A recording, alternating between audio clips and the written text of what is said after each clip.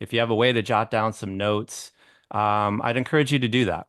And also I'd also just like to kind of throw the question out there at you. For whatever reason, your own personal reasons, you made it a priority in a very busy life to attend today's session. And so I want you to just maybe connect with what was it about this event that has drawn you here today?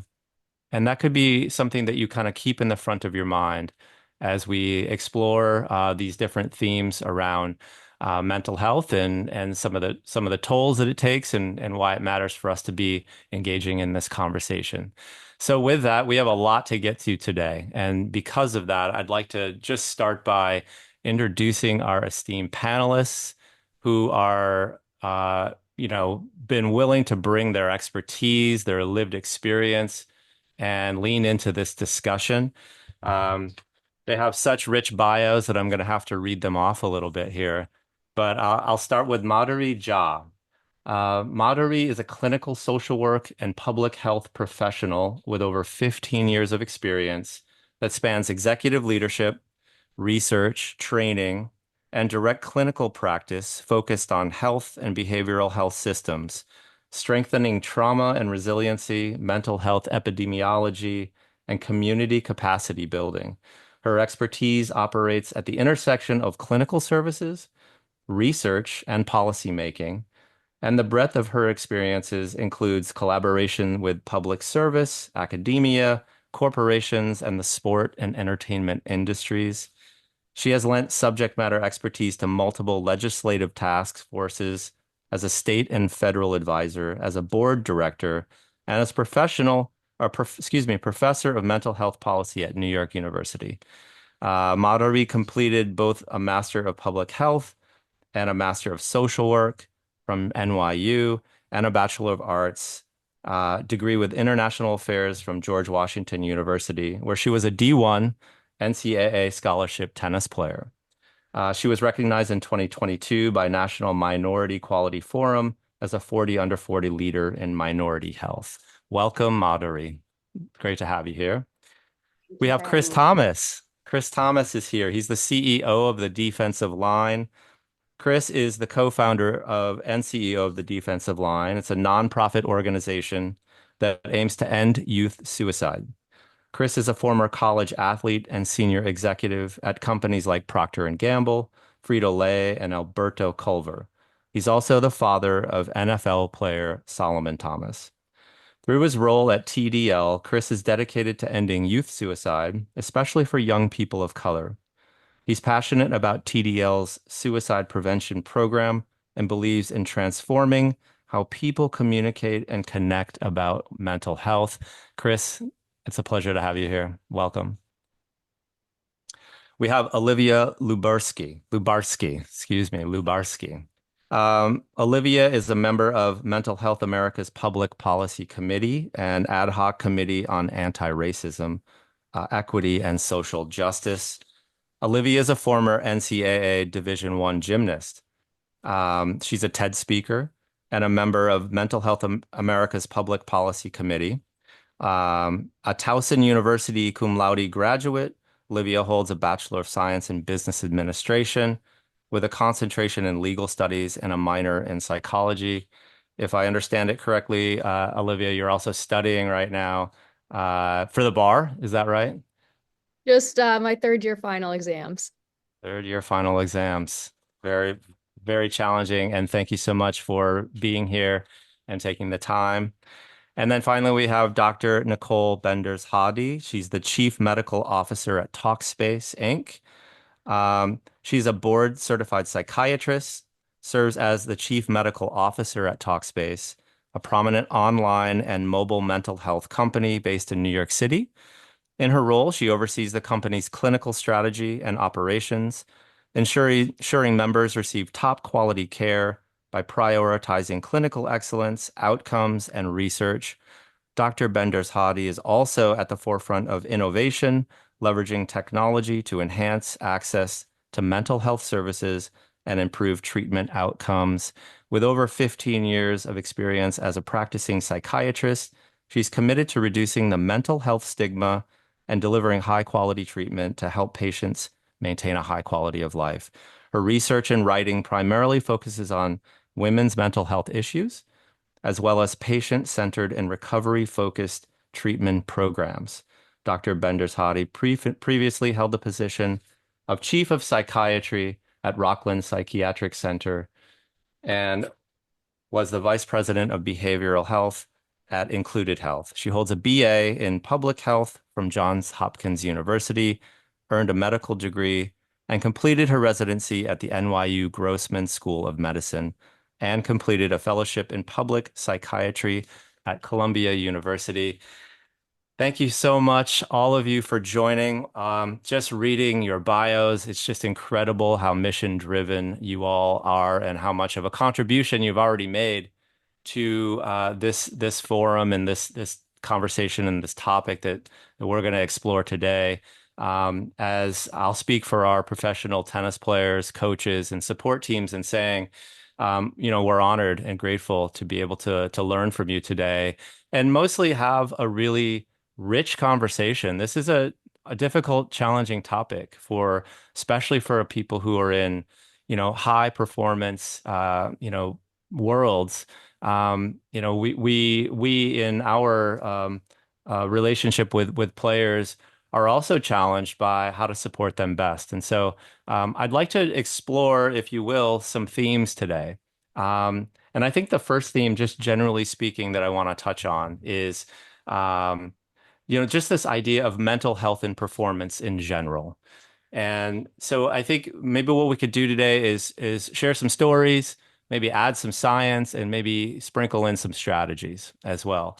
But with that, this umbrella topic of mental health and performance, I'd really love to invite Olivia, if you wouldn't mind, to share a little bit of your own personal story for us. Absolutely. So thank you, Damon, for the lovely introductions, and thank you all for just the opportunity to be here and share my story. Selfishly, this is like the best study break ever, so I'm super happy to be here. So I'll get started. So growing up competing in the sport of gymnastics that I think very similarly to tennis is centered around perfection. That's something that affected me personally in the sense that this perfectionism became tied to my self-worth. And for a long time, I really prided myself on that. So, by way of background, my gymnastics career began when I was 8 years old. And in the world of gymnastics, trust me when I tell you that is far too late to start recreational classes. So, I learned pretty early on that it was too late for me to consider pursuing an elite level gymnastics path with international or Olympic level competition dreams. But I grew up in Los Angeles, California, and my parents took my sisters and I to the college competitions at UCLA. And I idolized those college athletes, and I promised myself that one day I would compete in college too. So, similarly to a lot of you all, I devoted my life to the strict demands that accompanied this goal. I was practicing 6 hours a day, 6 days each week by the time I was 10 or 11. And I was proud of it. I made sure everyone knew that around me knew that I was a gymnast. It's a funny, kind of embarrassing thing to look back on, but in middle school and even through high school, like the top of my leotard peered through my shirt every single day.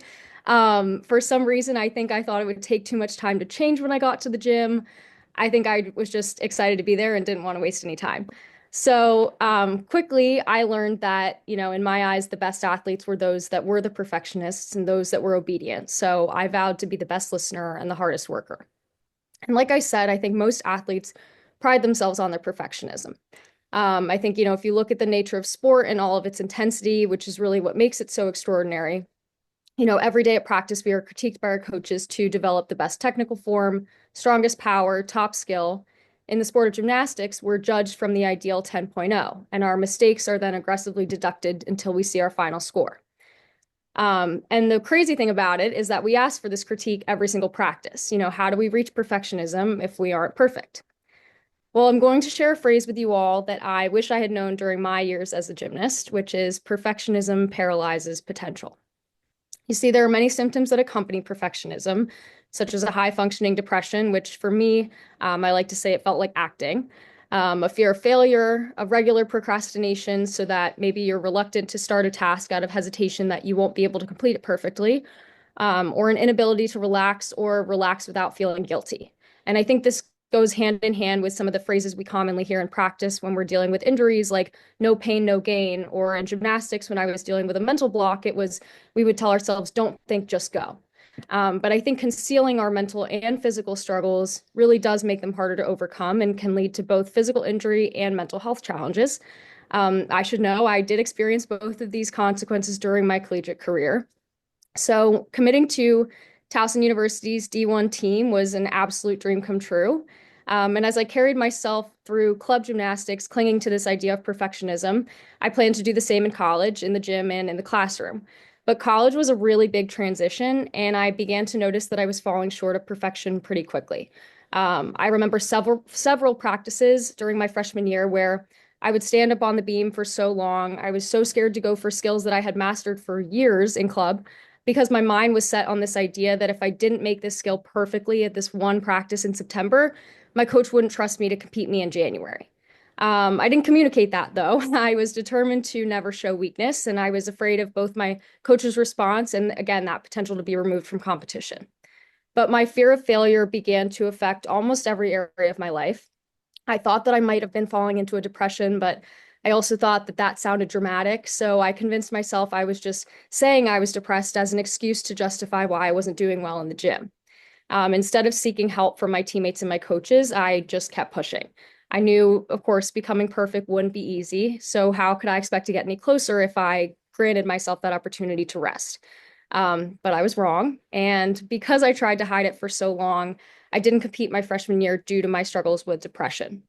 I found myself standing next to teammates on the sidelines who had glaring physical injuries. And so I felt like depression wasn't a valid enough reason to be out of competition. And of course, the stigma around mental health agreed with me. But on my journey to wellness, I learned to use athletics as my outlet for all my emotions. And I really did fall in love with the sport all over again. But just a few days before I was supposed to compete for the first time in college, I ruptured my Achilles while I was tumbling on floor. And I remember I knew before I tumbled that day that my Achilles felt tight. But I was so excited for competition and I was still so afraid to fail that I just suppressed any communication. I kind of judged myself for even like considering letting that pain lessen my assignment for that day. And so I didn't speak up. And one of the biggest realizations I had immediately after being taken down to the training room and finding out that my Achilles was fully ruptured was that, with my Achilles, I now had this step-by-step recovery plan that though it was almost a year long, I knew I would compete the next year. And there was not that same clarity when I was struggling with depression. And again, that very next weekend after I got hurt, I faced a similar reality. I was standing on the sidelines of the meet then my sophomore year, and I realized that, both setbacks, both physical and mental, were valid. I learned that rest was a good thing and that in the context of my Achilles, it was absolutely necessary if I ever wanted to return to competition. And I learned that, while it was important to listen to my body and its aches and pains, I had to give the same attention to listening to my mind. So I know we have a lot to get into, so I'll kind of cut it there. But just to end, I learned that while perfectionism may paralyze our potential, shifting my mindset to appreciate these setbacks was actually a good thing. And I don't actually love the word failure because I think it's really about what you learned. And I think that I like to say like I didn't fail, but I fell. So, anyways, I'll let you take it from here, Damon. Olivia, thank you so much. I really appreciate you kicking us off and your willingness to share your perspective and your story. Um, and with that, I think I'd like to open it up to the panel a little bit and see if anyone has any perspective or experience that they'd like to add to this theme. I will just say one quick thing, Olivia. Thank you for sharing. And perfection paralyzes performance or potential. Is that how it went through PPP? Is what I wrote down.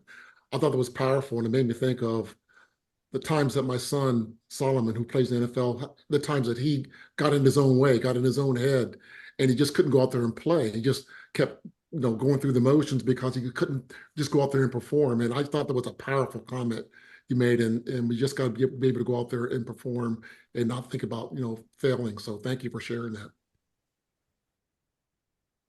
I'll just add that it made me think of this phrase we use in sports, the yips, like what it means for you to get the yips. And my understanding of the definition of the yips is it's like attached to muscle overuse, But when I think about when I was in college, and I started getting the yips when I was a junior in college, it was due to crippling anxiety. And, I just couldn't focus. My attention was all over the place. And it showed up in a way that for me, it was like, okay, I think my brain is feeling overused. And it was related to things that were happening in my family that had just kind of accumulated, which were a big reason why I wanted to pursue tennis as an opportunity to kind of like sort of escape, but also focus on my energy on something. But I think we need to be mindful of how we communicate certain things like that too. It just makes me think about like how much more compassionate people could have been for you, Olivia, if there had been better language, to understand like sometimes it's your brain that's feeling overused, sometimes it's your emotions that need a break and you need to rest your mind just like you have to rest the rest of your body. So when I think about that, it just made me think about like me being told, well, you're having the yips, why do you keep double faulting? And it was bigger for me. It was that I really needed some psychological help when I was in college, which I think a lot of athletes struggle with if we don't socialize and normalize language. I think that's an excellent example. It reminds me of, I'm sure many of you are familiar with Simone Biles' Olympic experiences and her struggles with what we call in the gymnastics world the twisties, which is essentially where you get lost in the air. You kind of lose your sense of like space and dimension. And I think Simone said it perfectly. You literally cannot tell up from down. Your mind and your body are just not in sync. And I think reflecting on, all of the criticism that she got for her decision to withdraw, comments that she failed her country or quit, or I think there was something that said like, she, can't be the greatest if you can't handle the pressure. And I just wonder, what the narrative and the commentary would have been if her reason was solely pertaining to her physical health or people understood that a little bit better. Yeah, I certainly can appreciate the fact that I am the non-athlete on the call today. So I'm learning as well. And Olivia, thank you so much for sharing your story. I think that one thing that's standing out for me is the importance of making stress management a habit, something that we're proactively doing all of the time. I do think one thing that I talk about regularly is that, stress really is a natural response, right, to just increased pressure in our lives. It often gets a really bad name, but to make the distinction between good stress and bad stress can really help in terms of how we manage it and make it more part of our habits day to day. Certainly, stress can be good if you're, working towards a goal, working towards improving your athletic performance. But when it's harmful, right, what we've been talking about is when it really it is more so around avoiding something negative, right? So that can absolutely show up as anxiety and worry and eventually lead to things like burnout or depression. So to really recognize where stress is coming from in our lives, whether it's episodic or chronic, can help give us a better sense of control over, our day-to-day functioning. We know even from a medical perspective, right, increased levels of cortisol can contribute to poor sleep and weight gain, and can be linked to things like high blood sugar that leads to diabetes. So, taking care of our physical selves is often promoted just by managing this stress on a day-to-day basis as well. Yeah, I feel that that's a really important point, Nicole. And, the idea that stress is, I think societally we sort of connect stress to being a negative thing. And I do think that athletes do have a maybe a more rich understanding that when they push through things, that's when we can grow and develop. However, without that balance, I think the phraseology, I played Division I tennis in college as well, was, competition never sleeps was something I remember hearing a lot. Suck it up, of course, is something that's very prominent. And I think we, as young athletes, as developing athletes, really fell prey to a lot of sort of the cultural norms around what it was to be a high performer. Um, the idea of language being something that can be either, it's like a fulcrum. It can either be something that kind of tips us into more of a negative space, or something that potentially allows us to access deeper places that we have within us. And again, the idea that, we're here having this conversation, I'm guessing it's probably not very shocking for those in attendance to kind of feel that connection to pushing harder equals getting better. And so I really like that, we're unpacking that with some of the science, and also using some storytelling to do that. So, yeah, I really appreciate this kicking us off. Um, I think if there's, unless anyone else is inspired to say anything else, I was going to shift into potentially another theme. How are we doing on this one? Doing good. Okay, great. Um, so I'd also just kind of like to build off of this as sort of the table setter, um, and maybe, deepen the conversation a little bit. And what I mean by that is what I wrote down for this theme is really exploring mission and purpose. And I think that's something that is also celebrated.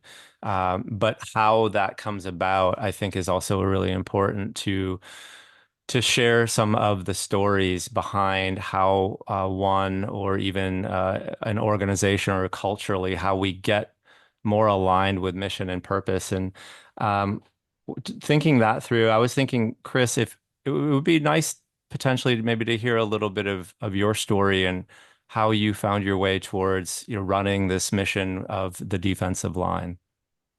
Well, Damon, thank you for having me, and it's an extreme honor to be a part of this esteemed group of panelists. And I appreciate it. This is how Olivia kicked off about mental health really ties into a little bit about how we got to the defensive line. And just to give a little story,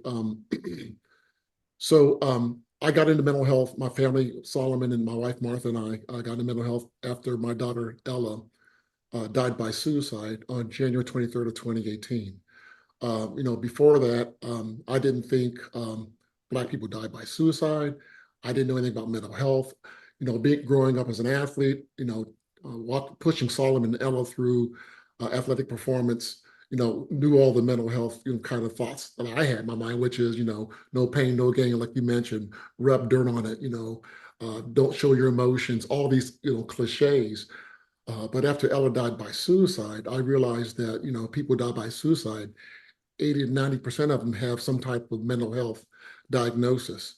So my wife, Martha, and I, Solomon, were thrown into this world of mental health because we wanted nobody else to go through the pain that we went through in losing Ella. And she had bipolar. She was also had depression, but she also suffered, unfortunately, from a sexual assault while she was at the University of Arkansas. And all of that led to her feeling like she was a burden. She felt like she wasn't worthy. She felt like she was totally disconnected from us and our family. And after she died by suicide, our goal was to figure out, why does this happen? How do we find a way to prevent it from happening from other people? So we created the defensive line, and we wanted to make sure that people need to understand that it's due to things like mental illness. It's due to things like not taking care of yourself. It's a variety of reasons. It's never just one reason. And we wanted to help share that information by going out and talking about it, giving suicide prevention workshops, going to universities, high schools, corporations, and talking about the importance of self-care, talking about the importance of us making sure people aren't disconnected, that they don't feel lonely, that they don't feel like they're a burden. So, being thrown into this world of mental health, we wanted to make sure that we shared our story, and we gave resources so that we can not only let people know that that is preventable, but also reduce the stigma, in particular within marginalized communities of color, with LGBTQ, Native American, Latino. We wanted those communities to understand that this is going on within our community. Don't believe the myth and the stereotype that I did that people of color don't die by suicide. They do, and unfortunately, it's happening at a much higher rate in communities of color. So we wanted to alert the U.S. community about this. We wanted to partner with key organizations like Mental Health America, NAMI, American Psychiatric Association, American Psychological Association, anybody that would help us get the story out there and get this information out there so that we can save lives. So That's sort of how, Martha, Solomon, and I got into mental health. We leveraged Solomon's platform in the NFL to help share the story. And we've had great success in partnering with the NFL, the NFLPA, the US Tennis Association, all those folks, because they realized it's important that we talk about mental health, not only because it improves performance, but also because it saves lives. So that's a key reason why we go out and share our story, why we have the vision where it's a world where no young person of color dies by suicide. And we want to talk about it. We want to share with people that it's a myth that if you think that if you say the word suicide, if you ask someone if you're thinking about dying by suicide, that it's going to put it in their head. It's the furthest thing from the truth. Every key organization, like the ones I mentioned, plus like American Foundation for Suicide Prevention, share the fact that you're not putting it in their head. In fact, it's the quite opposite. When you ask someone if you're thinking about dying by suicide, you think about killing yourself, you're actually demonstrating care, hope, love, support. And so we got to defend against some of these myths. And that's one reason why we call the defensive line instead of Ella's story, because the issue is bigger than just Ella. And we wanted to save everybody that we can. So we got to defend against some of these myths. We got to give people the resources and tools, and we got to talk about it. Events like this help make a difference. And we also just want to continue to make a difference by sharing our story and sharing what key resources are available. So that's a little bit about us turning pain into purpose, partnering with key folks like yourselves here on this panel, and just having a conversation because conversation saves lives. Hmm. Chris, I have such a deep admiration for how you, in your words, turn this pain into purpose. I myself am a person who has experienced loss through suicide. My stepfather took his own life about a decade ago, and frankly, I didn't handle it very well. He was a veteran. And I thought a lot about how I might be able to lend some purpose towards the veteran community. And I do work in the military now, in some fashion around that. But it took a long time.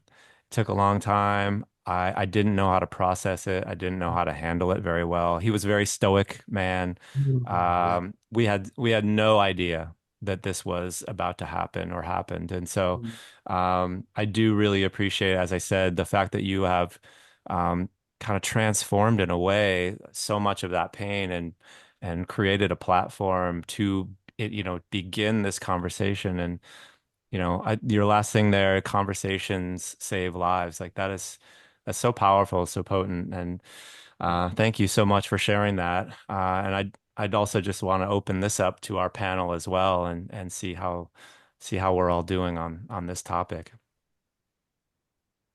Yeah, I also would just really echo that the conversations and having discussions like this one, being more open to talking about the struggles that frankly we all have, is life-saving, right? Unfortunately, stigma is still very much present. It's present to different extents in different communities. But having examples of people really talking openly about their own struggles can really make a big difference. And Chris, what you said about asking someone if they're having thoughts about suicide or killing themselves can often make people really feel seen in a way that they hadn't been before. It can make them feel safe to open up about these thoughts that they were already having. So, yeah, absolutely agree with that as well.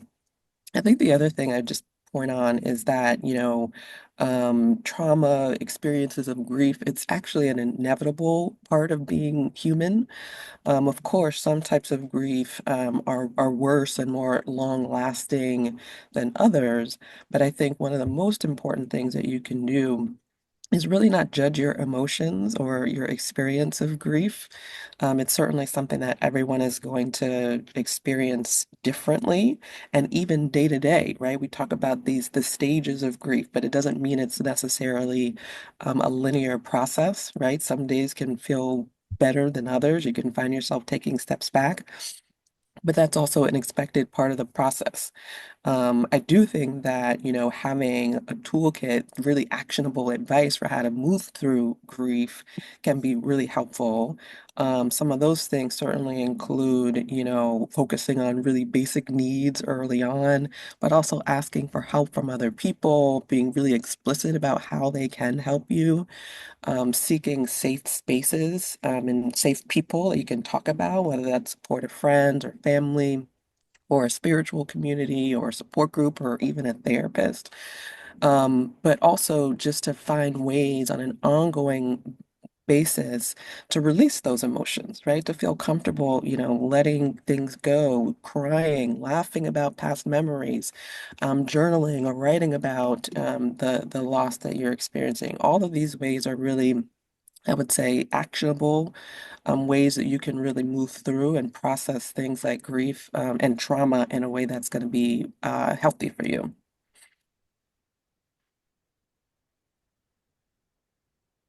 Yeah, I want to firstly, I mean, every time I sort of hear from both Chris and Olivia, I'm very lucky to hear from both of them regularly. And it's just truly like a testament to what we mean by resilience, what it means when you take something that's happened to you and channel it and decide to do good with that. But resilience is a function of trauma. And I just want to call in something specific, Chris, that you said that really resonated with me is that you didn't believe that Black people died by suicide. And, this is also a global audience. And I'll just call in here, like I'm South Asian descended. My parents immigrated to the US in the early 80s.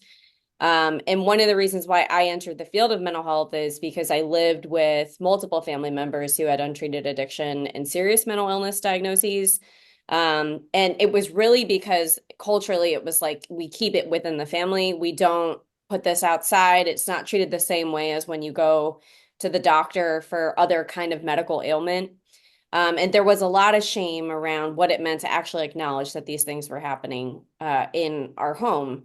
And I was really curious about why was it that I was able to channel something to get a full ride to college, or to get some sort of support or a coach or someone. And for me, it really was my coaches. My coaches were sort of the first adults that I had, first at the Everett Times Academy in Florida, as a high schooler, and then in college, who were like, I think not only do I believe in you, but I think you need a different kind of support. You're really hard on yourself. And it's just making me think like when we were in college, our coach started doing like awards every year. For everybody would get like a superlative award. And I kept getting the composure award. And I remember telling my own therapist, a couple years ago, I was like, I'm so sick of getting the composure award because, in tennis, it's such an isolating sport in the sense that you're on the court by yourself.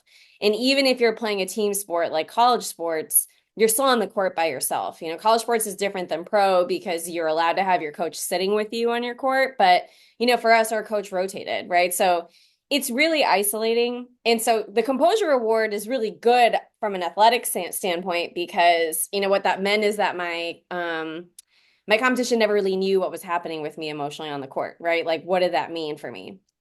But as an adult now, looking back on it, the amount that I was actually stomaching and that I had been culturally conditioned to just keep inside, right, is sort of this journey I also had to go on to understand, like, why do certain cultures and why do certain gender groups, like women in particular, why do we feel that there has to be this labor that we have to keep it all in? And it's because we've been socially conditioned to believe that's how we survive the world. And so I just want to say that too, because, when I talk to my family members overseas, I'm the only in my family who's not only like devoted this much of my life to sports, but then channeled it. My mom works in mental health too. I think we're the only ones who've kind of like tackled this in this way, but there's still a lot of stigma around that. Like, are we able to talk about it? And so for folks listening here in other parts of the world too, this exists. Everything Chris said around that,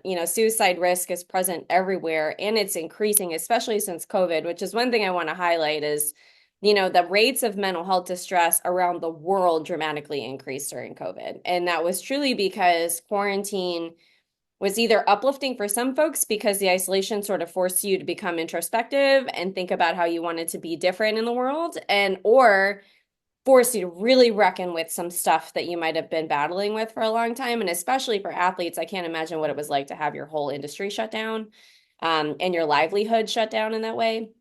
So this is a global issue. And I just want to highlight what Chris said too, that certain communities need to be given more permission to also say how hard this is, and I'm just so endeared that there was a whole day devoted to women's sports yesterday, because I think that's a huge part of it. We're told, especially as women of color, if we speak out or we say things, there's certain labels that we're given that aren't fair, in the sense that we're just trying to tell people how we feel. So I really want to just say that I so appreciate that the defensive line highlights that, because I think it's important to highlight it.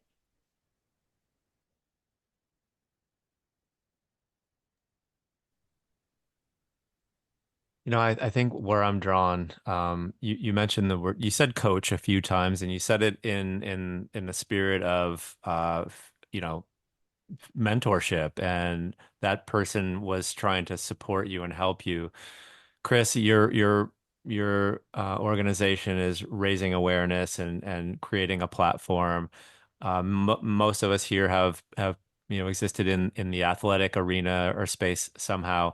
We have coaches that might even be on this call right now, and it's a very critical position for our professional tennis players. Olivia, I'm sure coaches were very influential for you as well.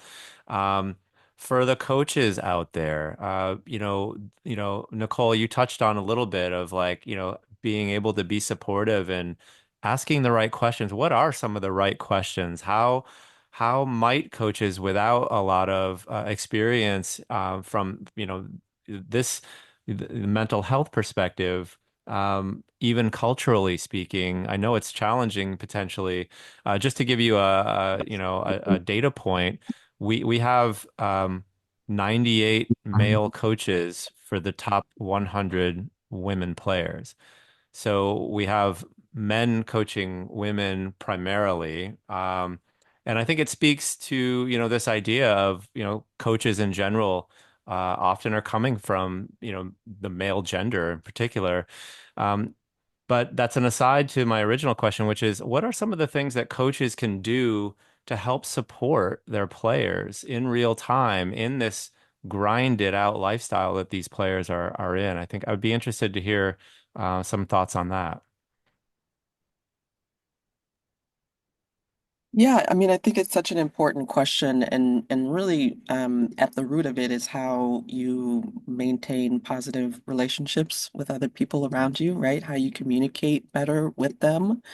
I think that one really important piece of that is active and really intentional listening, right? Mm. Really talking about, how much you're paying attention to both verbal and nonverbal cues, and really focus on emotionally supporting the other person, right? So how well can a coach do that? A good rule of thumb, I find with that one is to think about listening twice as much as you speak, right? That really can allow a person to open up more, tell you actually how they're feeling, how things might need to be adjusted in the way that they're being coached, even, for example, and I really allow the time and space for that. Another recommendation is to, think about how you can ask more open-ended questions, right? One, questions that can't just be answered with a yes or no. Ask questions that start with a why, for example. That can actually come off as more judgmental or accusatory, right? So think about what specific questions can be more inviting and let that person know that you really do want them to continue to share more, but also be reflecting back what you're hearing from them, right? There's small things like verbal affirmations to let, someone know that you're paying attention, you're tracking along with them. Really validating what someone is saying can be a really positive step forward as well. Those are just some of the things I would think about from a coaching perspective, around communication. If I could just add to that, I think, I look back at my career and I was spending more time with my coaches than my parents. So I think really echoing just taking the time to get to know your athletes, what inspires them, how do they communicate, how do they receive feedback, all of those things. Yeah, like I said, I spent more time with my coaches than my parents, but I spent many years being afraid of my coaches, but also relying on what they said as like what I needed to do, set in stone. So when they said, go home and eat soup with a fork for dinner, like maybe not the best thing to tell an 8-year-old, and then have them go and try and do it. So just being, I think, mindful of what you're saying, how you're saying it, and realizing that a lot of athletes don't process things in the same ways. And just, again, I think listening is a huge component of that. There's these are like excellent, and I would just echo all of them. I think when I think about so I've been a clinician in New York City for kids primarily for the last like 12, 13 years or so. And in my experience, and these are just like patient anecdotes of thousands of them, parents aren't usually the first person that the kiddo is going to who's recognizing that there's something going on with the kid. Usually it's like a pediatrician, or it's a school teacher, or it's a coach who's kind of expressed, like, I think that there's something going on.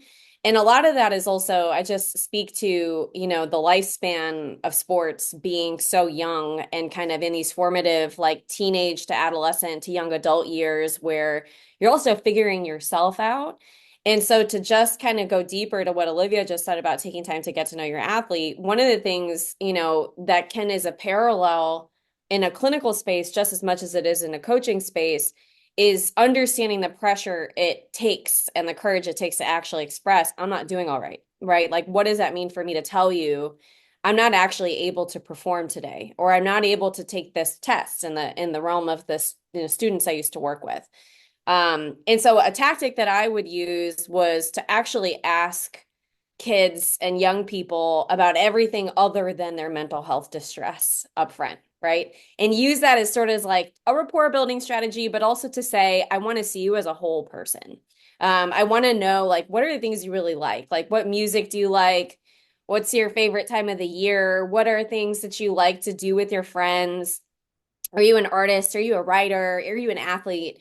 And do my part to also learn about those things, right? So I could embed it into conversation. I think that's something that's really easy that coaches can do as well, because when you are an elite athlete, and I remember this still viscerally, even though it was like 25 years ago for me, you're obsessed about your sport. I mean, you eat, sleep, and dream your sport to the point where it's told to you to do that.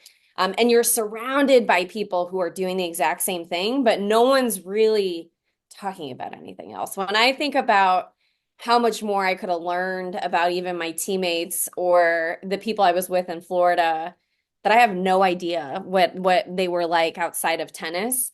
It's an opportunity for a coach to actually see that young person as a whole person, and take time. Like, and those can be helpful from a positive psychology standpoint too. And I think about, like, if you know what pumps your athlete up, like what kind of music pumps your athlete up, blast it right before they have to get on the court and be able to do that. And don't judge them for whatever that music is, whether it's like classical Chopin all the way to Kendrick's new super fire amazing album that just came out, right? Like, whatever it is.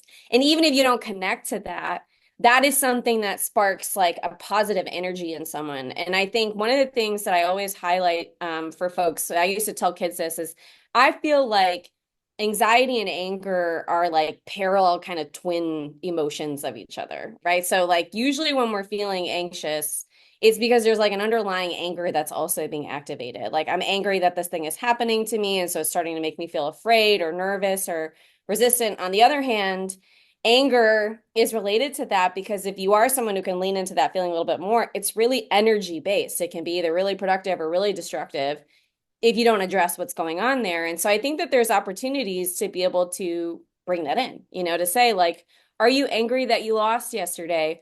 I'm so angry. Okay, so let's talk about everything but the loss, and kind of refocus on who you are and what you like to do, bring that in, and then talk about what happened, right? Because then I think about, if I were to ask a young person in my office, can you tell me what's been making you feel so depressed for the last 15 days? And they've never met me before, I wouldn't answer that person honestly either. Like, I wouldn't tell them the truth. So I just think that those are really easy tactics. Any positive adult in a young person's life, but also, a coach for me, I mean, like I said, coaches for me were the first adults I felt kind of holistically saw me and saw that there were things that I could benefit from that were tailored and individualized for me to be able to be successful. And so that's just a huge and actually low hanging kind of thing that people can do. That goes a long way. I think it really does. I think Damon, that's Oh, I was just gonna say, I think that's huge. I think thinking about how our identity is tied to sport. Like I said, I mean, growing up, I was known as like quote unquote the gymnast in school, and I loved that. But when it's over or when you're injured and you have no idea where you are, it can feel really isolating and really kind of just confusing and overwhelming. And I think when we're looking at professional athletes too, you are so much more than your athletic accomplishments and your sport, but the world loves you for your athletic accomplishments. So when every single minute of every single day is scheduled around being the best athlete that you can be, having coaches that check in with you as a person beyond the rock star that you are on the court, is huge. Damon, I was going to say it was a phenomenal question and excellent responses by each of the panelists. And the other thing that I would share is that it's important for coaches to not overthink this. This is not rocket science. It's just about connections. It's like Nikole said, it's about relationships. It's about the God ratio, listening more than talking. All those things are important. And the power of a coach or a leader reaching out to someone is phenomenal. Give me 90 seconds to share this quick story. When Solomon went back so Ella died between Solomon's rookie and second year. He was in a complete funk. I had no clue that my son was in so much pain. I didn't realize Solomon was suicidal, partly because, as you mentioned, when your stepfather died by suicide, you didn't handle it well. I didn't handle it well. I drowned my sorrows in the bottom of a bottle. So I was completely out. But Martha realized Solomon was not right. She reached out to the Niners organization. And John Lynch reached out to Solomon and said, Solomon, I don't think you're doing well. You're not the same person you were. I need you to know that you have permission to go get help. Did not realize that Solomon, I didn't realize, Martha did, but I didn't realize that Solomon was suicidal. John Lynch giving Solomon permission to go get help. John Lynch recognizing that Solomon was at risk. John Lynch being educated to know that mental health is a key part of not only his performance, but also Solomon's life. To this day, almost once a month, I reach out to John Lynch and people like John Lynch because they make a difference. Coaches, leaders make a difference because, like somebody said, the athlete's not going to go to the parent. They're going to go to the coach or their peer. And the coach has a phenomenal role. And we just got to make sure we take care of ourselves so that we can be in a position to help that person and be educated enough to know that, you could help them. Hmm. Wow, what a powerful story. And all of this, I'm just jotting down so many great notes. That word permission, I think, is a really important word as well. And I think we think of permission as we ask for permission up the ladder in a lot of ways. And in what you're saying here is the leadership position, the coach, the mentor is saying you have permission to be whole, to feel, right? To explore, to get help. Olivia, speaking about the identity of being a gymnast, and when we're all encompassed as this identity, not only is that, potentially a place where we lose balance as a whole human being, but there's a tremendous amount of additional pressure that's added into that. If I fail in the parallel bars or the vault, I'm a failure as a human. And I think that when we sort of detach from this identity being our primary self, with open-ended questions, with other things that we like, with permission to feel and to go through these natural expressions and emotions that humans all have. From my perspective in the performance space, I often see that players are liberated by that. They're unlocked and they are allowed to kind of step into that part of themselves, but that doesn't totally define them. So really, really good stuff, really important from a perspective of the players, from the perspective of the coaches. And coaches and parents fall into these traps all the time. I'm a parent as well, and we see something that needs to be fixed, and we think we just go in there and fix it. And the idea of, okay, let's just like prod away at that vulnerability, and we'll just sew that thing up, and you'll be all ready to go, right? Like dancing around the thing that people are hard on themselves already. And so I think it's something coaches need to be mindful of. But this greater conversation and discussion, I think, even culturally, globally, it needs to continue to move forward. And so with that, I'd like to pivot towards this third theme that I think would be really interesting to explore, and it's around the concept of equity. And, when I did just a quick little search on equity, coming up with some words that were similar to equity, even showed up, fair, equal, justice, rightness. And when I notice many of you here have the word equity in either a mission on a website, talked about something that you've either studied or have a deep belief in. So I think this is going to be more of an open-ended discussion about equity and our perspectives of what that might mean for us. Um, so yeah, let's just sort of kind of like, speak about this equity. What does it look like through your lens, either personally or professionally? I'll go first. I'll go first just to say that the question is what does it look like for me personally and professionally? I think it looks like everybody is given the resources that they need to have the same chance that somebody else has. And when I think about sports and I think about mental health, there are a lot of parallels there in terms of what it means to have privilege and means and resources and how much access that gives you. And, I think it's not surprising that, rates of retention and treatment for people who are uninsured or living below a poverty line or low income on the psych side of things is really low. And, when I think about what kept people that I used to work with who were kind of qualified by those characteristics as well, it meant that I had to keep my clinic open till 10 p.m. so that, a mom could bring their kid in when she was actually available to bring her kid in amidst all of the things that she was doing to keep her family together, which probably meant working lots of jobs, maybe speaking multiple languages in the home, caring for multiple generations at the same time, living within a very small quarter, and needing to ensure that her kid is safe and is abiding by all the rules that we place in our healthcare system of like what it means to be a good parent. So if you don't take the kiddo to that mental health service, you could have some punitive repercussions. I think the same can be thought about sports. I mean, tennis in general is a really expensive sport. And I don't know what the numbers are, Damon. You would probably know more than me in terms of like how much just equipment alone costs for an athlete to be able to keep up with their peers who might just easily be able to. And if you're not getting a sponsorship and you need to self-fund those things in order to get there, your family needs to be able to be in your corner. And if you don't have someone, I think we just need to think about that there's a lot of talent out there. The number of kids I've worked with who look up to athletes as their role models to say, I want to be like this person. So here in New York City, we have Rucker Park, which is like a famous basketball court.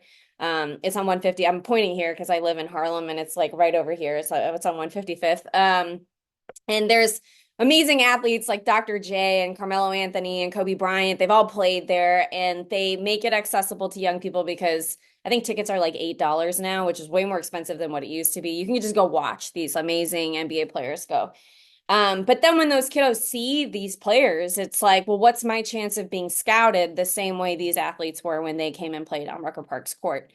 And it's really, really low. So I think this is what's coming to me when I think about this particular conversation and equity is we have to be mindful of who has access to be able to achieve a platform and who doesn't. One of the primary reasons why I left Illinois to go play in Florida was truly because I was the only in multiple categories and I felt like I was being pushed out of opportunities because my parents didn't have the wealth. It was predominantly white sport and where I was living in Illinois, and I wasn't getting the coaching attention. So I was in general a hitting partner for a lot of people, but I wasn't actually being prioritized. And it was an opportunity for me to go to a place where I felt like I would actually be paid attention to, and I told my dad, I was like, we're going to do this like a business agreement. For a 14-year-old to go to my father and to say, this would be a business agreement.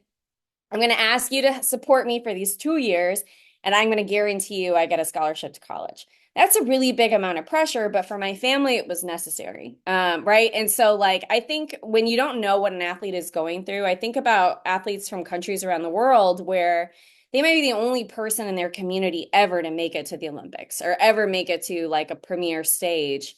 The pressure is really, really high to stay there. And it's all layered in terms of like how they grew up or what their family went through or what kind of trauma they might have endured as a child or what racial or cultural things might be making things more challenging. So that's what's coming to me for your question. And I know I said a lot there, but I think that there's a lot of parallels in terms of just like how people do well. A lot of it has to do with what you have. Yeah, I love how you talked about being the only in several categories, right? That kind of focus on intersectionality and the kinds of barriers that people face, often from multiple categories, is something that I'm glad we're starting to talk more about it now, right? That intersectionality is becoming more commonplace. But it really can create just a number of barriers, whether that's related to race or socioeconomic status or gender, that we really have to be paying attention to in order to get to improving equity, right? For me, it's also all about access. And, we look at things like people of color, for example, experiencing like systemic barriers to care, right? That whether that's the cost of mental health care, whether that's, living close to care facilities, having things like transportation barriers, having not access to culturally competent providers. That's another thing that comes up. So it's the access piece that I think is important to pay attention to. How do we get people access to mental health care? But equally, how do we get access to high quality mental health care, right? And the work that I do, oftentimes it's really defining quality, right? I mean, everybody says, high quality, but really how you define that can vary quite significantly depending on who your audience is, who your stakeholder is that you're talking to. And so helping people understand what kinds of, improvements in your mental health you should be expecting after X amount of time in treatment becomes so important, right? So that education piece as well as a function of getting to equity is another thing that I think is really important. The education piece around racial differences is another one that comes up for me frequently because we see in studies racial minorities are less likely to receive diagnoses of depression, for example, but more likely to be misdiagnosed with the psychotic disorder. Different treatment approaches can really not incorporate certain cultural or social contexts and make that treatment less effective for more diverse populations. So to really, consider all of these things, think intentionally about how we improve cultural competency within our care providers, think proactively about how we can influence community levels of health by things like policy changes, improving the number of community-based programs that are out there, thinking about diversity in workforces. Like those are all the things I think at a more systemic level we can be doing to improve equity in the care. Hmm. Thank you for sharing that. Chris, how are you? What are you seeing inside of your work as it pertains to equity? Yeah, when I think of equity, I think of having a level playing field. I think of the golden rule. And then when I look at some of the data that exists as it relates to mental illness and suicide, I think about, the last 5, 6 years, the suicide rate for students of color is up 54%. For whites, it's down 19%. When I think about, Black youth being 20% more likely to have a serious mental illness, but 33% less likely to getting treatment, I think about those kind of stats, and I keep thinking about how do we find a way to create solutions to stop these inequities. And part of my frustration right now is that we haven't had the right amount of research. One reason why the youth suicide rate is going down over the last 5 to 7 years is because there's been focus on research, on dollars spent against it, and it has not been the same with students of color. It's not been the same with LGBTQ. When you think about youth students, I mean, it just shocks me that right now, 1 out of 4 youth are seriously considering suicide. For LGBTQ, 1 out of 4 have attempted. That's a big difference. So we got to find a way to create solution-based programs, tools, and just approaches to turn these things around so that we're not having one group go up, the other group go down. And it's going to be incumbent upon private organizations like this group here, AFSP, the government. We've got to find a way to make sure that equity doesn't become a dirty word and we let these kind of continued tragic trends continue. So that's been our push. We've got to find a way to legislate research and just approaches to turn this around because it's not a level playing field. We're not creating solutions for all folks, and they can be different. And that's one thing I love about Phil Jackson. He didn't treat each player on his team the same. He wanted to make sure that they were all performing at a high level. And we got to find a way to coach our way into that kind of approach where we're solution based and we're not trying to treat everyone the same, but making sure that we are reducing the suicide rates. That's sort of how Martha, Solomon and I have been approaching it, and we're trying to work with the right people to turn these around. So powerful. Yes. Can I Those add are one kind of, more thing, Damon? of course, Because of course. I think that there's something Chris is saying here too, from an advocacy standpoint, and again, like tying this back to sports. There's not equity in terms of pay in sports. And there's not equity in terms of investment in whatever the sport is. So, for example, we know the NCAA widely invests in football and in basketball.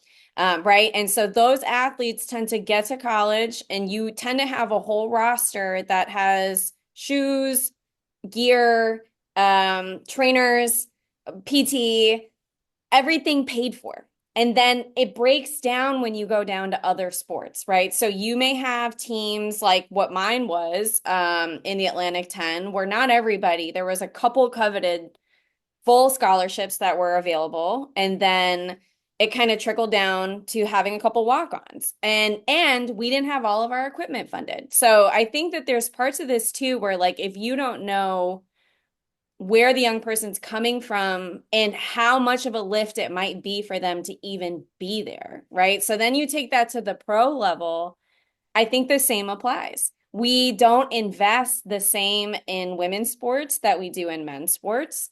We don't pay women as much as we pay men.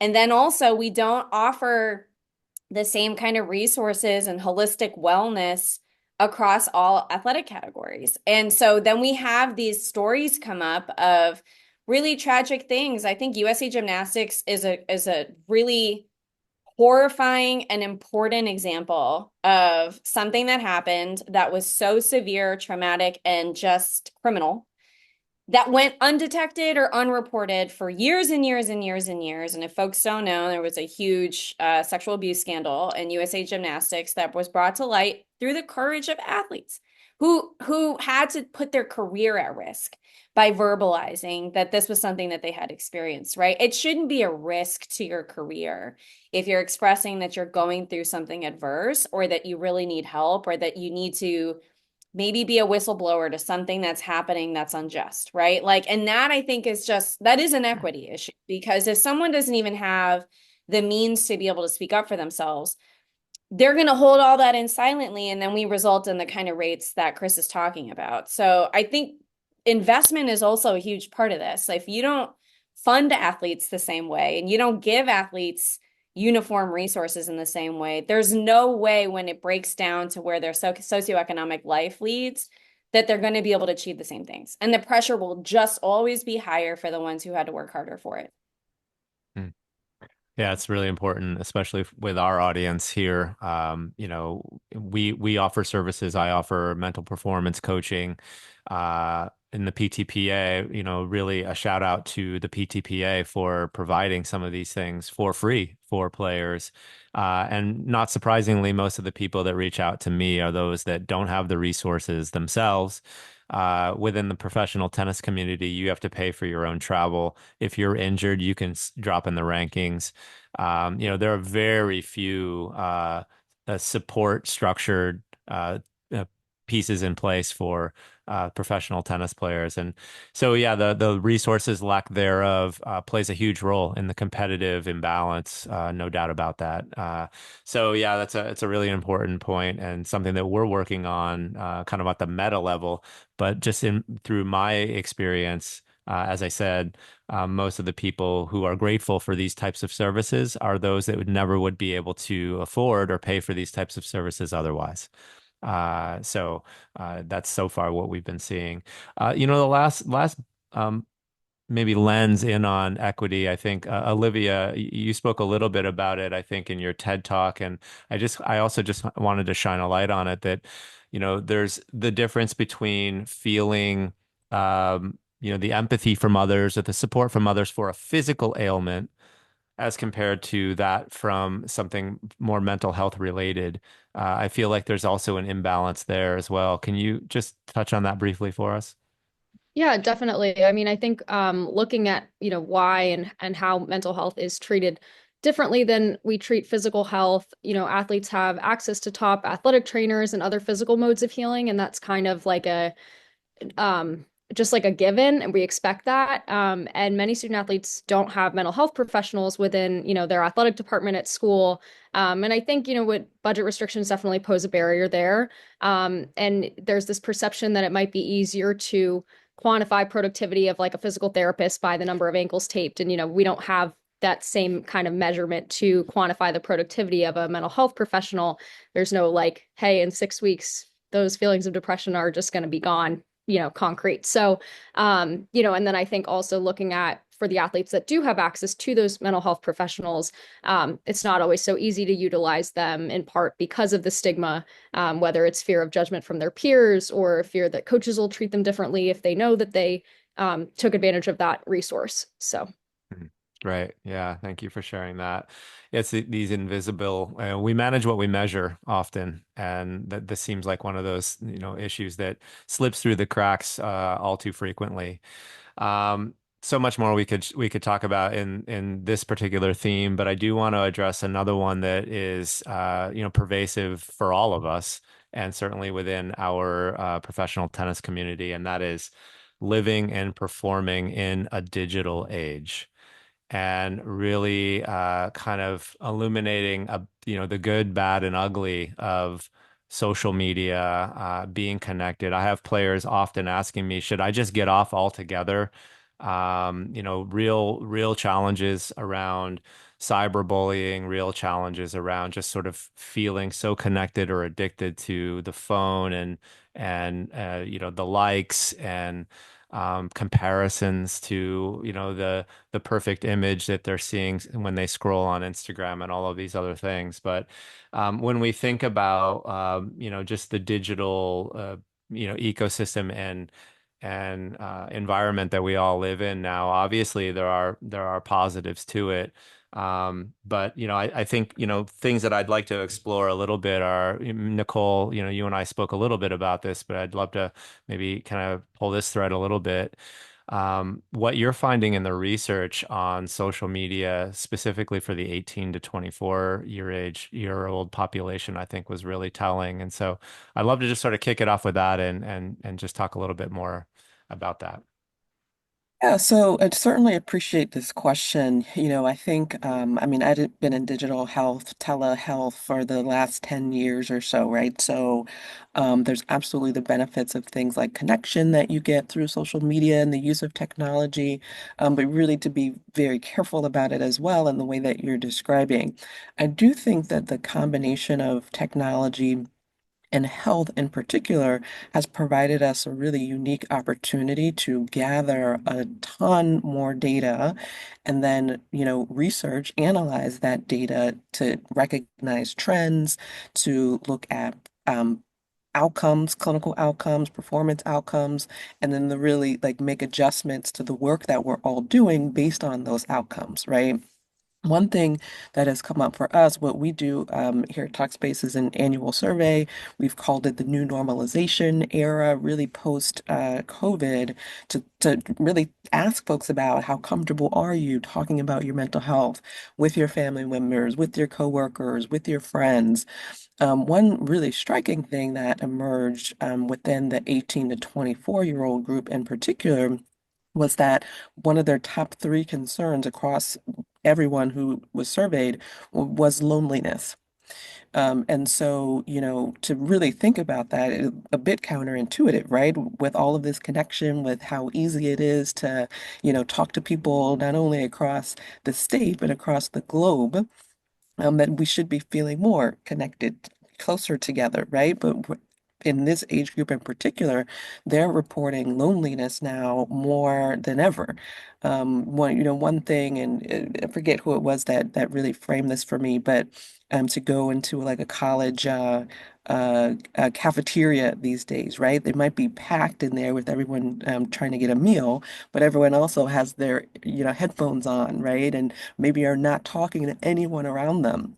That's just an example of how, we can really see things like loneliness emerging that can have a really negative toll on our mental health, right? So again, I think that there's opportunities, a ton of really positive opportunities with telehealth in particular, to recognize these types of trends, to think more carefully about how we foster connection. The connection is really at the core of our humanity, right? We all want to feel connected. So it's really a natural sort of transition to think that if people are feeling more lonely, they're more susceptible to things like depression and anxiety.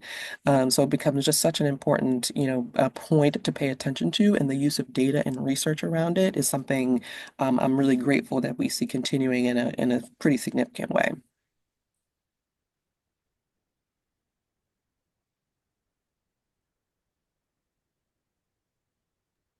Guess Yeah, I Chris, go oh, ahead. sorry, I'm go sorry. ahead, Damon.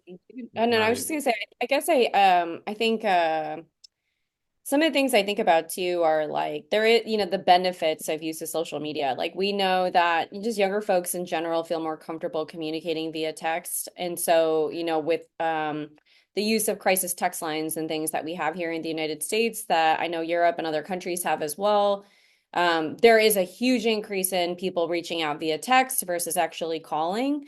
And I think that there's an opportunity there to explore sort of what it is. But I think in terms of the risks of social media for me often are there's almost too much information out there, and the attention span and the window by which people get that information is so small that there's not an opportunity to actually vet what it is that you're hearing. And yet we know that people go to the internet for solutions. And, when I think from a mental health perspective, people go to social media to get a sense of like, is anybody else out there feeling what I'm feeling? And so the silver lining that I see from this is kind of going back to our conversation on individualism. I think about athletes that have taken to social media to have other platforms or speak about other things. And again, that is courageous because it breaks the norm of what it means to be what we think is a perfect athlete, right? Somebody who just focuses on their sport, wins the composure award all the time and does what they need to do. But even in sports, to have Naomi Osaka speak about her mental health distress, acknowledge that she, I believe, was fined for declining a press interview post match, and said, like, I'm also going to take time to become a mom. I don't think we will even know the impact that might have had for a lot of players or other athletes in other sports who are her age, who might be asking themselves the same questions. Like, if I want to become a mom, does my career have to suffer? If I want to talk about my mental health distress, does my career have to suffer? If I want to take an interest in fashion, all those three things apply to her. Does my career have to suffer? And I think we've had a lot of other athletes. I just think about the Thomases too and what Solomon Thomas is doing and using his social media platform for, right? And so this is an opportunity, especially for folks who maybe come back and listen to this, to think about like, what can your online ambassadorship actually look like? And what can you model that breaks the mold to say, I am a whole person and here I am with the person that I am, to kind of counter some of this stuff where I think social media kind of drives home a message that you need to be just like everybody else, right? And so I don't know what the even keel solution is, instead of just saying, I hope some folks who maybe tune into this feel a little bit inspired to say, like, look, there are athletes who have decided to express more about themselves and they've used their social media platform to do that. And I know that they're impacting people. They may not even realize how much they're impacting people, but the number of times, just because people know in my field that I played tennis previously, who bring up Naomi Osaka, who have no connection to tennis at all, means that she made waves, and she was able to do that. Serena Williams is another one, who brought attention to maternal mortality in Black women, right? Because of what she went through as a mom of being deprived of services when she needed them acutely, right? Like that is a risk that she took and she did it. And this is an unbiased opinion. She's still the greatest athlete of all time. So, I think those things can all be true at the same time. And I think there's an avenue there that social media can really play. Excellent comments by both of you. And I'd only add that I know enough about IT to be dangerous.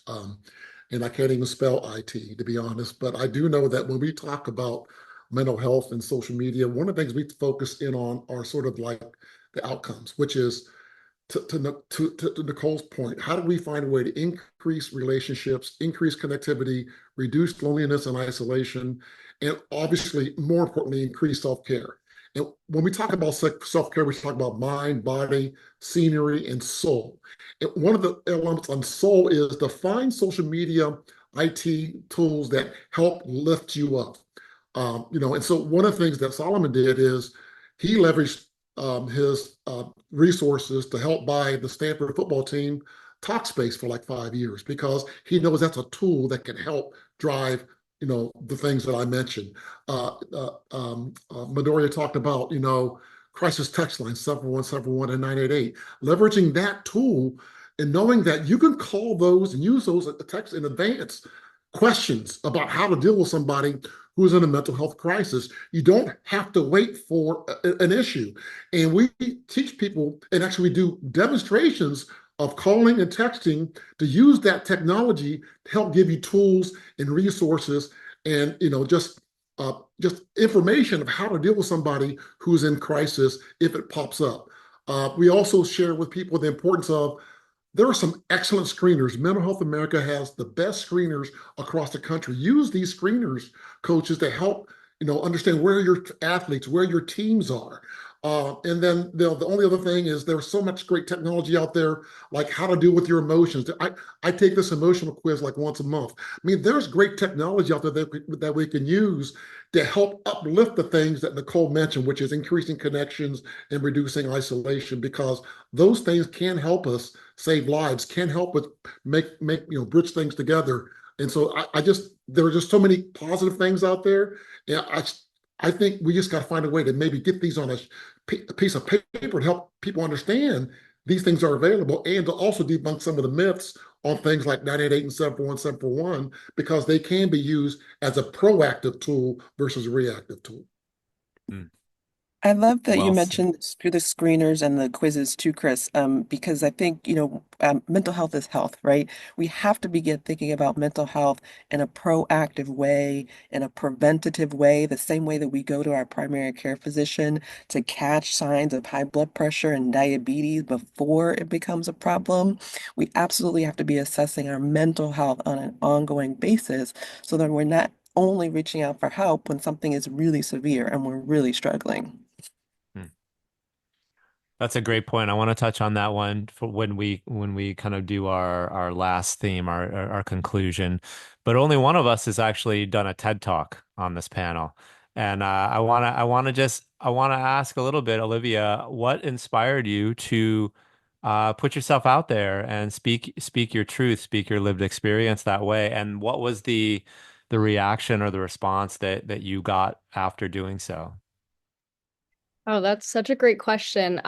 It all I feel like happened so fast that I don't really think I was aware of what I was doing. I think for me, once I got hurt, again, I was like immediately taken down to the training room. We were like, all right, partial rupture, full rupture, figured out what was going on. And then like turned around, had surgery within a week, something about repairing the Achilles. If you do it within a week, it's a lot better. I don't know. Um, but I just had this takeaway right away where I was like, why do I have all of these resources physically? And I was so lost last year and I felt so alone. I was so afraid to speak up. And I knew that my experience wasn't, unique to me. I had seen it with teammates. And so I got involved with my university's like athlete advisory committee, which every university has. And started sharing with other sports. And, a couple athletes would come up to me personally, physically. I got some messages through social media of people that maybe were a little bit nervous to share that this was something that they experienced too. And through that, like reached out to teammates through club gymnastics who were college athletes at other schools, and just sort of realized like, why are we not talking about this? And so, kind of made some waves within my university's athletic department that inspired some spin-offs at other colleges. Had the opportunity to give the TED Talk, which was absolutely amazing. But I remember like later on that year, we had like we called it Golden Paws at Towson. It was like the award ceremony for athletics. And I was given the award for like community service. And I was like, what did I do? Like I had no idea what I was getting it for. And so things like that, I think just realizing how much like Chris said earlier, like conversations change lives, save lives. And I think just looking at also the impact of social media and how those conversations can become even bigger across different platforms is just huge. So just grateful for new and old communities building. That's amazing. And I admire it. I find it brave, and I'm glad to hear that you were acknowledged. And certainly when I watched it, I was inspired by that as well. Um, so we've told great stories. We've shared some science in here, and we have added some strategies, but I'd like to just kind of close out with maybe some simple strategies. Nikole, you use the word proactive and preventative. I think that's underrated to think about some of the things that we can do to build a foundation to stay secure, stay grounded, stay centered. So maybe around for each of us, what are some of the simple strategies that you suggest and recommend, mindful of the fact this is a global audience, essentially with no off season, traveling the world physically and mentally tired, exhausted, what kind of counsel might you give to our community? I'm happy to start. I think one of the biggest things is really just being mindful of celebrating the accomplishments along the way. I think it is so easy in sport to just constantly think, what's next? I remember, moments of standing at the top of the podium and feeling joy for whatever I had just accomplished, but sort of thinking, well, what now? What next? And so really pausing to be mindful and celebrate your accomplishments along the way, I think is huge.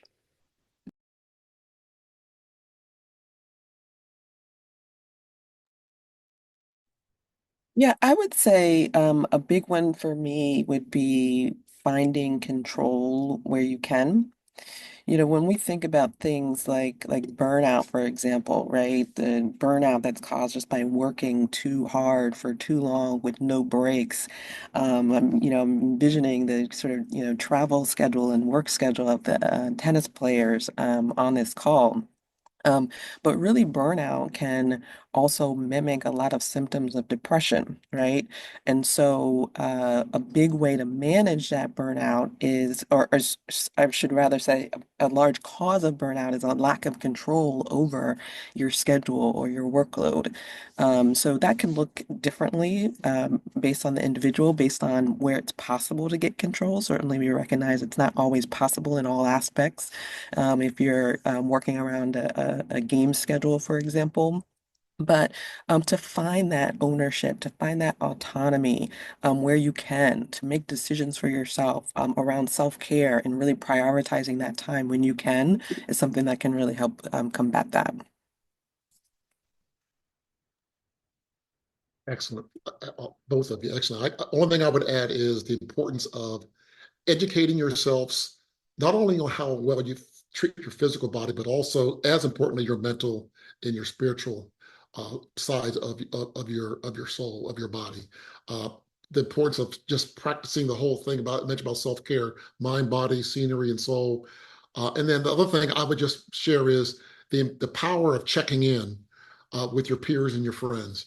And the power that that has, whether it's via text, whether it's a call, just there's a power in that because it drives connection, it drives care, it drives compassion. But those are the three things that I think are really important as you move forward. These are awesome. You took some of my ideas, but I think there's two quick things I would say. One is from just like a regulating standpoint to practice emotional regulation techniques, grounding techniques, breathing, deep breathing, whenever you can. I often tell people like set alarms for yourself to do it at various points of the day, even if you're not feeling like your heart rate is speeding faster or that you're feeling anxious, because I feel like what that tells your mind and body is that you're just normalizing that, just like you tell yourself to go to the gym, you're telling yourself to breathe deeply or center yourself. So that's one suggestion I might make that athletes can really quickly incorporate. The other is to just make sure that you're still nurturing your whole self. And this kind of goes back to the isolation of tennis specifically and the fact that there's no off season.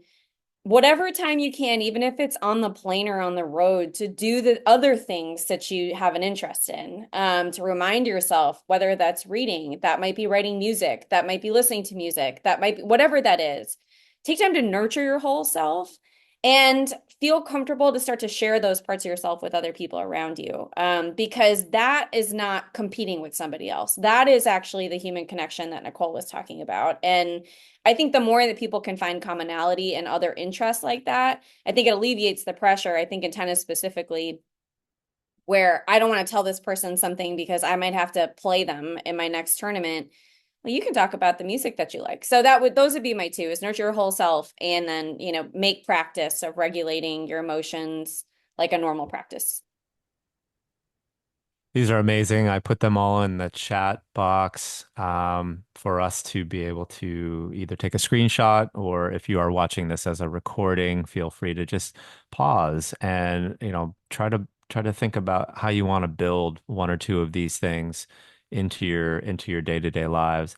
I guess I'll just sort of finish by saying momentum sometimes it feels like we have to climb the whole mountain, and that can feel really, really overwhelming. But momentum's a funny thing. If you make a little bit of progress with something, maybe check in on one of these suggestions and try to add maybe 1% more of mindfulness to something on this list, or something that you're drawn towards. Sometimes those little tiny sparks really can make a big difference, and really remind you that you are on the right track, that you still do have a little bit of control, that the present moment is a gift, and that there is a tremendous amount of power that you can tap into within your own resources, within the resources of your friends and your communities. And I guess just finally, as the mental fitness director here at the PTPA, feel free to reach out to me as well. I'm here as a partner, as a support. I can share with you the services that we have. I can help you get the resources you might need.